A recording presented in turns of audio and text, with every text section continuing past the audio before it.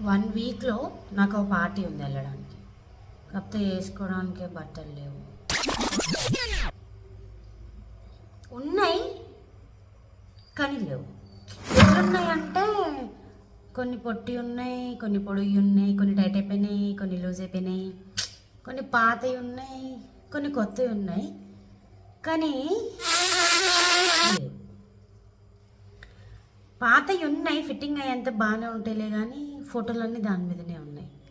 అందరు ఏమనుకుంటారు, ఈ పిల్లకి బట్టలు లేదేమో పద్దాక అదే వేసుకుంటుంది అనుకుంటారు కదా. సో క్యాన్సిల్ అవి. కొత్తవి అంటవా, అవి షాప్లో ఉన్నాయి, పోయి కొనుక్కోవాలి, పైసలు లేవు. మరి ఇప్పుడు నా దగ్గర బట్టలు లేనట్టే కదా. ఇక లూజ్ అయిపోయినాయి అంటవా, అవి నా దగ్గర లేవు.